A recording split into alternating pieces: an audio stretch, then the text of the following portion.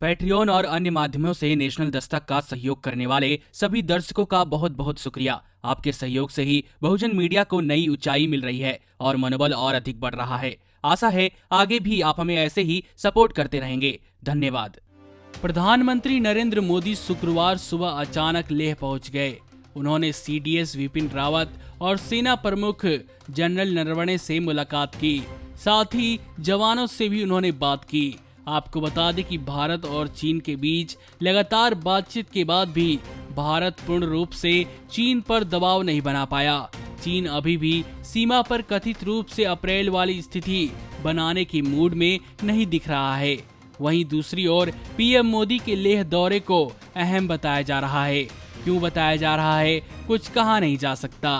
विपक्षी पार्टी कांग्रेस ने पीएम के लेह दौरे को लेकर तंज कसा है। कांग्रेस प्रवक्ता मनीष तिवारी ने उनकी तुलना पूर्व प्रधानमंत्री इंदिरा गांधी से करने का प्रयास किया है। मनीष तिवारी ने लेह पर बात करते हुए ट्विटर पर इंदिरा गांधी की फोटो पोस्ट की और लिखा कि जब वह लेह गई थी तो उन्होंने पाकिस्तान को 2 टुकड़े में बांट दिया था।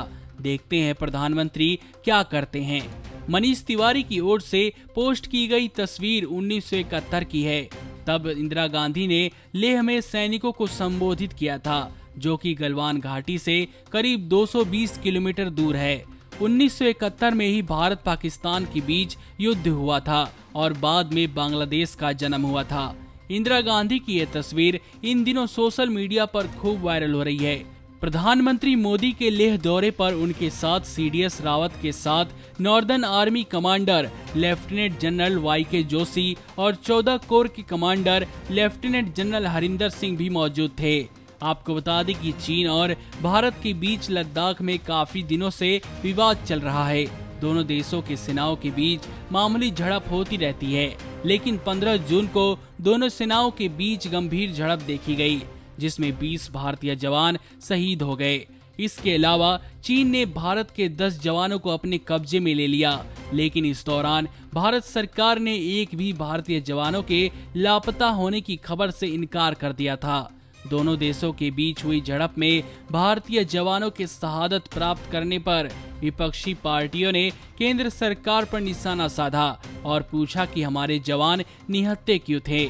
इस पर विदेश मंत्रालय का बयान आया कि दोनों देशों के बीच हुए अनुबंध के तहत हथियारों का इस्तेमाल नहीं किया गया, लेकिन सरकार के इस अनुबंध पर पूर्व सैन्य अधिकारियों ने सवाल उठाए और कहा कि यह अनुबंध तब तक ठीक है जब तक शांति बनी रहती है। नमस्कार। नेशनल दस्तक अपनी आर्थिक जरूरतों को पूरा करने के लिए अपनी ऑडियंस पर निर्भर है। बहुजन समाज से संबंधित मुद्दों को उठाने के कारण यूट्यूब की तरफ से नेशनल दस्तक की कई वीडियो पर एड्स नहीं दी जाती, जिसके कारण हमें आर्थिक समस्याओं का सामना करना पड़ रहा है। आपका एक छोटा सा कदम बहुजन मीडिया को बचा सकता है।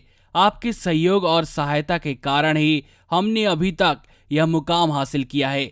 नेशनल दस्तक को आप पैट्रियन के जरिए सपोर्ट कर सकते हैं। इसके साथ ही आप अन्य माध्यमों जैसे यूपीआई, गूगल पे, डेबिट कार्ड, वॉलेट, फोन पे आदि से भी हमारी मदद कर सकते हैं, जिसका लिंक वीडियो के नीचे डिस्क्रिप्शन में डाल दिया गया है। पैट्रियन पर आप हमें प्रतिमाह $2 यानी 140 रुपए प्रतिमाह से हमारे साथ जुड़ सकते हैं।